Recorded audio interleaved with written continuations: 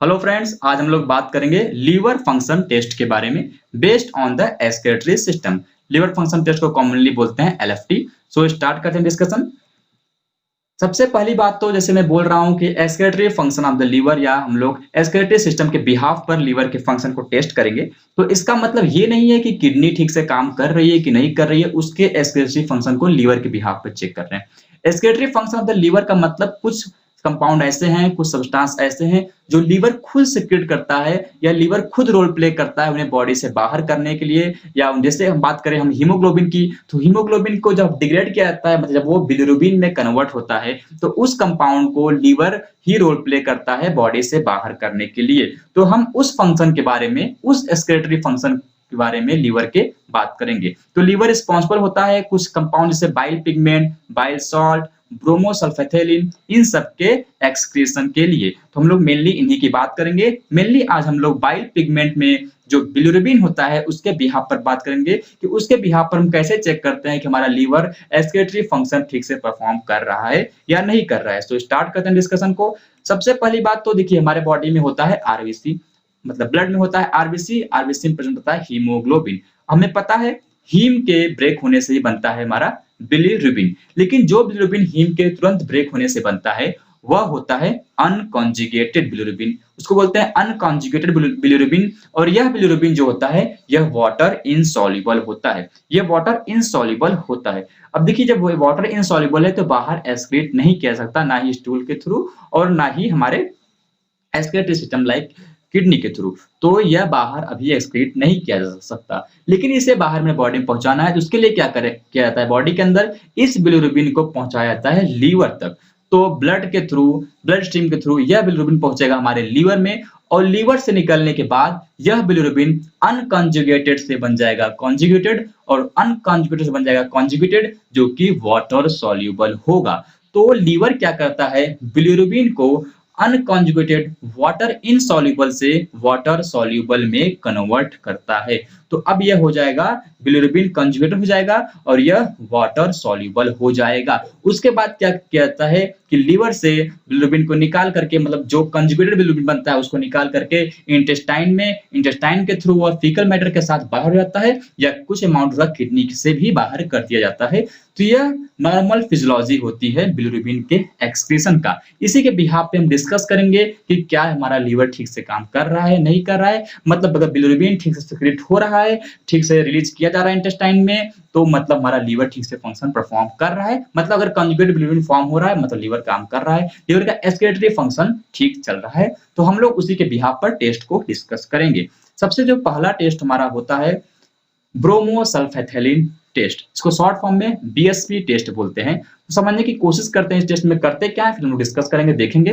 देखिए इसमें क्या होता है, एक डाई को बॉडी में इंट्रावेनसली एडमिनिस्ट्रेट करते हैं। एक डाई को बॉडी में इंट्रावेनसली एडमिनिस्ट्रेट करते हैं, लेकिन जो ये डाई नॉन टॉक्सिक होनी चाहिए जिससे बॉडी कोई प्रॉब्लम ना हो। अब देखते हैं, अगर देखिए हम ब्लड में इंट्रावेनसली ब्लड में इसको डाई को डाल देते हैं। अब देखते हैं अगर लीवर हमारा ठीक से काम कर रहा है, अगर लीवर हमारा ठीक से काम कर रहा है तो यह ब्लड से निकाल करके इंटेस्टाइन के थ्रू बाहर करने की कोशिश करेगा। उस डाई को ब्लड से निकाल करके इंटेस्टाइन के से बाहर करने की कोशिश करेगा। मतलब कुछ टाइम बाद ब्लड में वह डाई प्रेजेंट नहीं रहेगा, ब्लड में वह डाई प्रेजेंट नहीं रहेगा। तो उसी को चेक करते हैं, अगर ब्लड में डाई है या मतलब ज्यादा है, इसका मतलब लीवर काम नहीं कर रहा है। तो इसी बिहाफ पर हम लोग लीवर के फंक्शन को टेस्ट करते हैं इस टेस्ट के थ्रू, ब्रोमोसल्फेथेलिन बीएसपी टेस्ट के थ्रू। सो देखते हैं, dye used to access the excretory function of the liver. It is a non-toxic compound and almost exclusively excreted by the liver. ऐसा डाई होना चाहिए जिसको लीवर एक्सक्रीट करता हो। ऐसा ना ले ले कि इसको किडनी का एक्सक्रीट करने का काम है तो लीवर में रोल ही नहीं प्ले करेगा। ऐसा डाई नहीं लेना है हमें, वो डाई लेना है जो मेनली लीवर ही जिसे एक्सक्रीट करती है, वह नॉन टॉक्सिक होना चाहिए। फिर क्या करेंगे हम लोग, जो इस बीएसपी को, इस डाई को एडमिनिस्ट्रेट करेंगे, बॉडी वेट के हिसाब से करते हैं, मतलब 5 mg पर केजी बॉडी वेट के हिसाब से इसको एडमिनिस्ट्रेट करते हैं, इंट्रावेनसली करते हैं। और इसके एडमिनिस्ट्रेशन के 45 मिनट बाद देखते हैं कि ब्लड सीरम इसका अमाउंट कितना है। अगर जितना हमने एडमिनिस्ट्रेट किया उसके 5% से कम है तो मतलब आपका लीवर ठीक से काम कर रहा है। Serum concentration is measured, less than 5% of dye is retained at the end of the 45 minute. अगर 5% से कम है मतलब नॉर्मल है। देखिए ये हमारा फर्स्ट टेस्ट हो गया, बीएसपी टेस्ट हो गया, ब्रोमोसल्फेथेलिन टेस्ट हो गया। अब हम लोग बात करेंगे वैंडरबर्ग रिएक्शन के बारे में।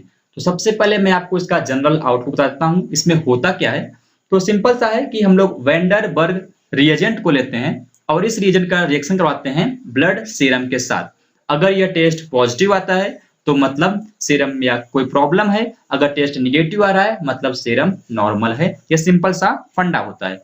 तो अब बात करते हैं, सबसे पहली बात तो ये वैंडरबर्ग रिएजेंट होता क्या है, उसके मैकेनिज्म को बात करते हैं।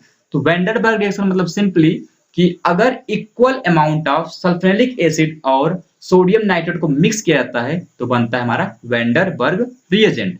Vanderbilt reagent is a mixture of equal volume of sulfonic acid and the sodium nitrate। फिर से बोलता हूँ, Vanderbilt reagent जो है वह सल्फोनिक एसिड और सोडियम नाइट्रेट के मिक्सचर से बनता है। इसके टेस्ट में क्या करते हैं हम लोग, तो जब इस रिएजेंट का टेस्ट हम लोग बिलिरुबिन से करवाते हैं तो एक नया कंपाउंड एजो बिलिरुबिन बनता है। इसका कलर होता है पर्पल कलर और यही कलर का फॉर्मेशन बताता है हमें कि टेस्ट पॉजिटिव है, टेस्ट रिएक्शन हुआ या नहीं हुआ। मतलब पर्पल कलर के फॉर्मेशन से लोग जान जाते हैं कि रिएक्शन हुआ है या नहीं हुआ है। या पर्पल कलर आता किसकी वजह से है, एजो बिलिरुबिन की वजह से आता है। तो देखते हैं उसको हम लोग। The principle of the reaction is that the diazotised sulphonic acid react with the bilirubin to form a purple color compound known as the azobilirubin। यह हो गया मैकेनिज्म ऑफ द रिएक्शन। अब देखते हैं ये रिएक्शन हम लोग, ये टेस्ट हम लोग कैसे परफॉर्म करते हैं उसके बारे में डिस्कस करते हैं।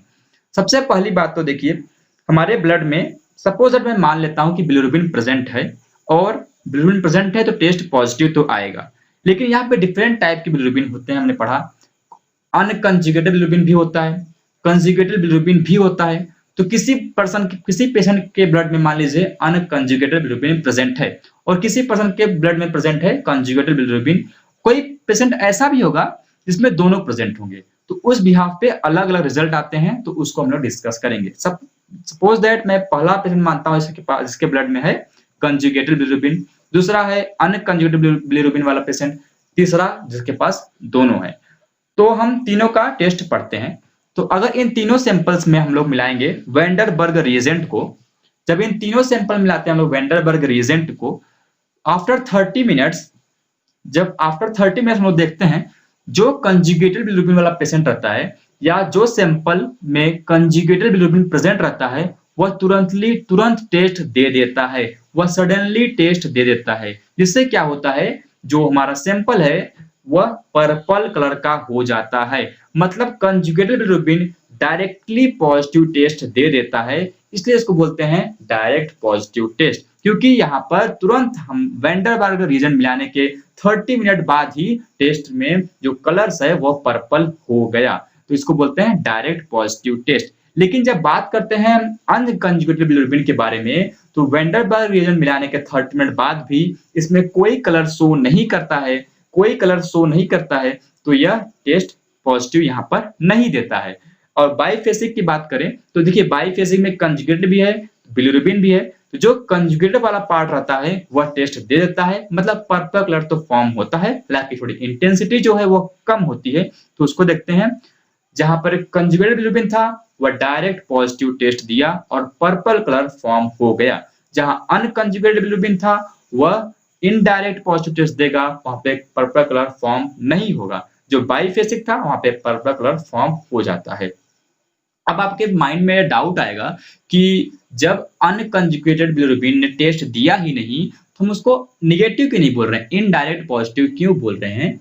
देखिए बिलिरुबिन तो प्रेजेंट है, अनकंजुगेटेड भले ही हो, इसलिए हम लोग बोल रहे हैं पॉजिटिव। लेकिन अब माइंड में क्वेश्चन ये आता है कि हमें कैसे मालूम चला कि बिलिरुबिन प्रेजेंट है, प्रेजेंट हो या अनकंजुगेटेड अब्सेंट हो या अनकंजुगेटेड बिलिरुबिन हो, दोनों में नो कलर शो कर रहा है, तो कैसे डिस्टिंग्विश करेंगे।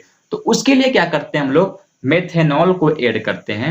मेथेनॉल को ऐड करेंगे अगर बिलिरुबिन अनकंजुगेटेड है, अगर बिलिरुबिन अनकंजुगेटेड प्रेजेंट है ब्लड में, तो मेथेनॉल के बाद जो टेस्ट आएगा वो पॉजिटिव आएगा। मतलब मेथेनॉल के एडिशन के बाद क्या होगा, वह पर्पल कलर शो कर देगा। इसलिए हम लोग बोले कि इनडायरेक्ट पॉजिटिव दे रहा है, तुरंत पॉजिटिव नहीं दे रहा है, लेकिन मेथेनॉल के ऐड करने के बाद अनकंजुगेटेड बिलिरुबिन वाला सीरम जो है वो टेस्ट पॉजिटिव देता है, इसलिए उसको बोलते हैं इनडायरेक्ट पॉजिटिव। और देखिए बाइफेसिक की बात करें तो बाइफेसिक तो पहले ही पर्पल दे दिया था, लेकिन अब इंटेंसिटी बढ़ जाएगी मिथेनॉल को इंजेक्ट देने के बाद। तो मतलब पर्पल कलर देगा, अनकंजुगेटेड भी देगा, लेकिन वो मिथेनॉल को ऐड करने के बाद देगा।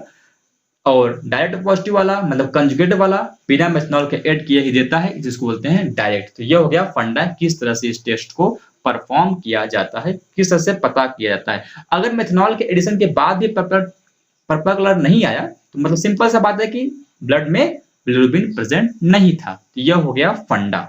अब देखते हैं इसके बाद क्या हम इससे रिलेट कर सकते हैं। तो सबसे मोस्ट कॉमन थिंग है जॉन्डिस डिजीज, जो कि बिलिरुबिन के अमाउंट बढ़ने से होता है। तो हम प्रेडिक्ट कर सकते हैं इस टेस्ट से कि जॉन्डिस का कौन सा टाइप है। देखिए हमें पता है बहुत से टाइप के जॉन्डिस होते हैं, इस बिहाफ पर हम कुछ को एलिमिनेट कर सकते हैं, पता कर सकते हैं कि कौन सा टाइप का जॉन्डिस हो सकता है। अब देखिए कैसे समझते हैं। देखिए जॉन्डिस होता है बिलिरुबिन की वजह से, तो ब्लड में बिलिरुबिन कोई भी हो सकता है, कंजुगेटेड भी हो सकता है, अनकंजुगेटेड भी हो सकता है, और दोनों भी हो सकते हैं। तो इस बिहाफ पर डिफरेंट डिफरेंट टाइप के जॉन्डिस होते हैं। अगर ब्लड में हमारे दोनों बिलिरुबिन प्रेजेंट हैं तो इसका मतलब है वो है हेपेटिक जॉन्डिस। अगर ब्लड में दोनों बिलिरुबिन आ रहे हैं सीरम में टेस्ट के बाद, इसका मतलब आप गेस कर सकते हैं कि वह हेपेटिक जॉन्डिस हो सकता है। लेकिन सपोज दैट अगर ब्लड में केवल कंजुगेटेड बिलिरुबिन आ रहा है तो इसका केस कब हो सकता है। मान लीजिए ब्लड में कंजुगेटेड बिलिरुबिन क्यों आएगा, आप समझिए। तो ये तभी आ सकता है कि मतलब जब ब्लड हमारे लीवर में अनकंजुगेटेड बिलिरुबिन एंटर किया, वह कंजुगेटेड में कन्वर्ट हो गया। मतलब प्रॉब्लम तो लीवर में भी नहीं है, लेकिन क्या हुआ कि जब इसे इस कंजुगेटेड बिलिरुबिन को पहुंचना था इंटेस्टाइन में, अगर यह वहां नहीं पहुंच पाया तो यह ब्लड में बढ़ जाएगा। तो मतलब कंजुगेटेड बिलिरुबिन का अमाउंट ब्लड में कब ज्यादा होगा, जब कहीं इंटेस्टाइन और लीवर के बीच में ऑब्स्ट्रक्शन आ जाएगा। तो जब ब्लड में कंजुगेटेड बिलिरुबिन कब मिलेगा आपको, जब बीच में ऑब्स्ट्रक्शन होगा। मतलब ऑब्स्ट्रक्टिव जॉन्डिस में कंजुगेटेड बिलिरुबिन पाया जाता है। इसका मतलब डायरेक्ट पॉजिटिव टेस्ट कहां प्रेजेंट रहेगा, ऑब्स्ट्रक्टिव जॉन्डिस में। तो आई होप आपको समझ में आ जाए कि डायरेक्ट पॉजिटिव टेस्ट कहां रहता है, ऑब्स्ट्रक्टिव जॉन्डिस में। इनडायरेक्ट पॉजिटिव की बात करें, इनडायरेक्ट पॉजिटिव मतलब अनकंजुगेटेड बिलिरुबिन।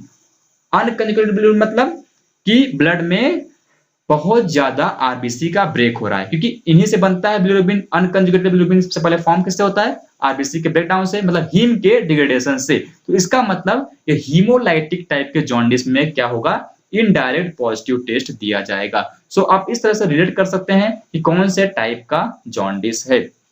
इसके बाद बात करें, एक टेस्ट और होता है एक टेरस्ट इंडेक्स। ये सिंपल सा टेस्ट है, इसे बस इतना मेजर करते हैं कि कितना सीरम में जो येलो कलर आया है वो बिलिरुबिन की वजह से आता है, उसके अमाउंट मेजर करते हैं कि सीरम येलो कलर की इंटेंसिटी कितना है। अब इसका यूज नहीं करते हैं, हालांकि हाँ न्यूनेटल जॉन्डिस मतलब बच्चों के जॉन्डिस में आप इसका यूज कर सकते हैं, लेकिन यह अब एक तरह से एलिमिनेट ही हो रहा है, इस टेस्ट का यूज नहीं किया जाता है। अब देखिए यह हो गया हमारा बिलिरुबिन के बारे में, बिलिरुबिन के लीवर फंक्शन टेस्ट के बारे में।